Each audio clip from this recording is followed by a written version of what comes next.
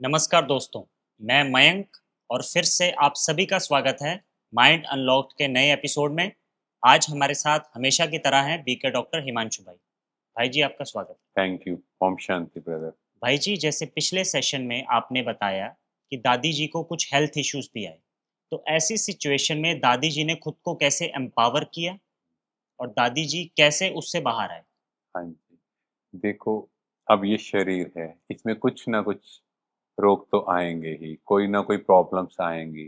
तो दादी जी के साथ भी ऐसा हुआ, पर दादी जी के चेहरे पर कोई भी चिन्ह दिखाई नहीं देता था, साइन दिखाई नहीं देता था कि उनका कोई हेल्थ इश्यू है, क्योंकि उनका चेहरा हमेशा मुस्कुराता हुआ रहा, हमेशा वो खुश रहे।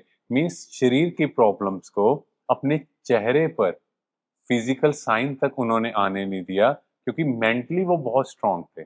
और इसके बारे में हम एक कहानी से भी समझते हैं। एक बार रमेश भ्राता जी और दादी जी मॉरिशस गए, तो वहां पर रमेश भाई जी की जो धर्म पत्नी या युगल कहें, उषा दीदी वहां उनकी वेट कर रहे थे। तो जैसे ही मॉरिशस पहुंचते हैं, तो दादी ने उषा बहन को गले लगाया।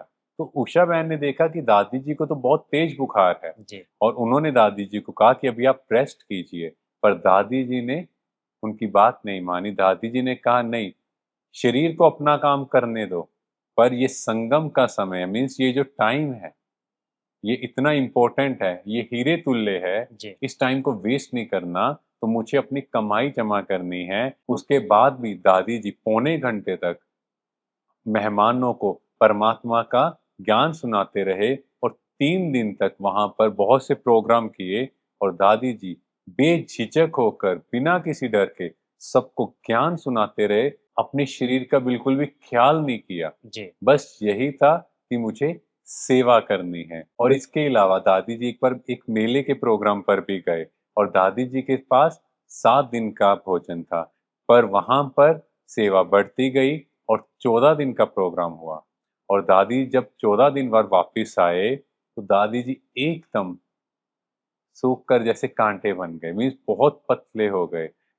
पर दादी जी ने ये नहीं कहा कि 7 दिन का ही भोजन है, आगे सेवा बढ़ गई और नेक्स्ट 7 डेज चाहे उन्होंने पानी पिया, कुछ भी लिया, बट उनके अंदर ये निश्चय था कि मुझे सेवा करनी है। मीन्स अपनी भूख को भी कंट्रोल किया, जी। क्योंकि एक योगी वो है जिसका अपने सेंसेस पर कंट्रोल होता है। जी। पर ऐसा करने के लिए भी महान शक्ति चाहिए। और आप सोचो, अगर भोजन नहीं मिल रहा, इतनी देर तक खड़े होकर सेवा करनी, लोगों को ज्ञान समझाना, ये बहुत बड़ी बात है जो दादी जी ने करके दिखाया। जी।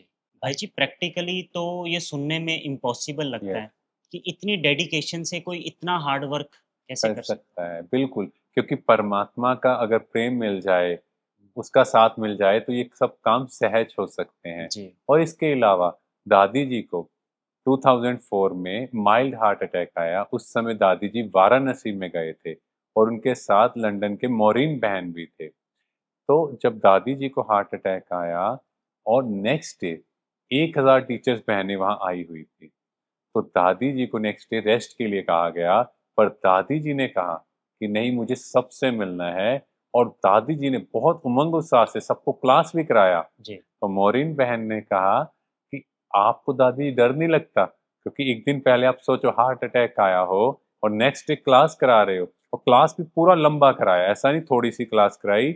किसी को आभास भी नहीं होने दिया कि एक दिन पहले क्या हुआ था। जी। तो दादी जी हमेशा उस परमात्मा पर अटूट निश्चय के साथ चले, हमेशा, चाहे फिजिकल कोई भी प्रॉब्लम हो, परमात्मा के कार्य को आगे रखा। इसी तरह से उन्होंने खुद को एम्पावर किया। खुद को ही एम्पावर नहीं किया, बल्कि सबको आगे बढ़ाया। एक परफेक्ट एग्जाम्पल सेट की जी। कि कोई भी बात हो, आपको अगर कुछ लाइफ में करना है, कुछ अचीव करना है, तो आपको कोई रोक नहीं सकता, चाहे फिजिकल प्रॉब्लम हो या कोई और प्रॉब्लम आए। आपके खुद की थॉट्स ही आपकी लाइफ में आपको आगे बढ़ने से रोकेंगी। जी। शुक्रिया भाई जी। Thank you. दोस्तों, जीवन में बाधा तो कुछ भी नहीं है। व्यक्ति के खुद के थॉट्स ही उसके लिए बाधा बन जाते हैं और व्यक्ति के खुद के विचार ही उसके लिए वरदान भी बन जाते हैं। तो हमें अपने विचारों को सकारात्मक रखना चाहिए और जीवन में सबके लिए शुभ भावना और शुभकामना रखनी चाहिए। तो मिलते हैं नेक्स्ट एपिसोड।